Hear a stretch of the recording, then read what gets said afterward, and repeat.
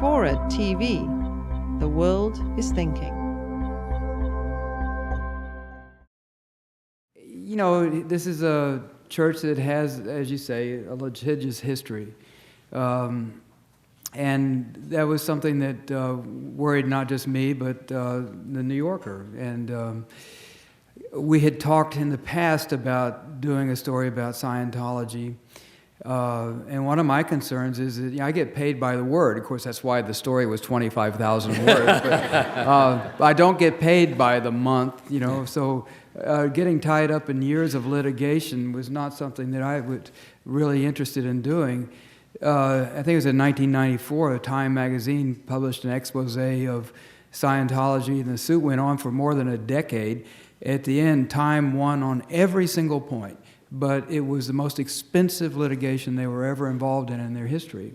And I didn't want to inflict that on my organization.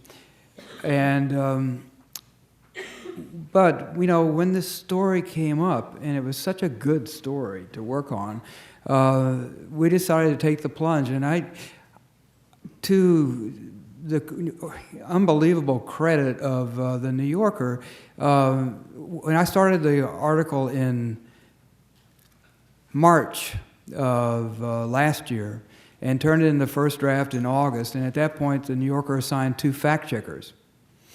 And one of those checkers stayed on the article full time until the article was published on Valentine's Day.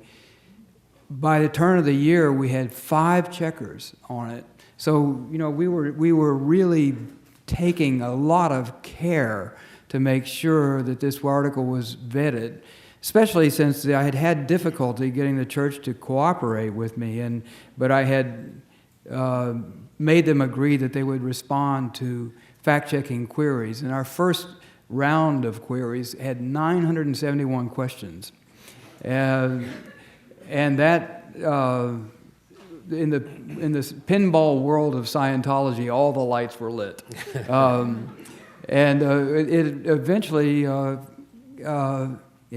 far as I'm concerned, flushed them out. Delegation of Scientologists and Scientology lawyers came to New York and met with us all day long. They brought 47 volumes of supporting material, which is 7 linear feet, a little less than this table, but it was still a very impressive amount of material, which was great for me. I'm an investigative reporter, and they just brought me this stuff. I couldn't believe it.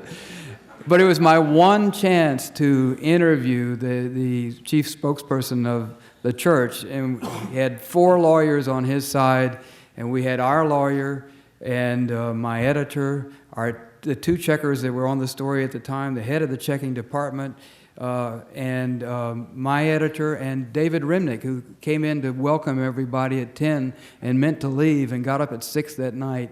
It was one of the most interesting days I'll ever spend, I'm sure. But I think the story that I have to tell here really is just one of knowing that you're going into a highly charged situation and doing whatever you can to protect yourself in that environment.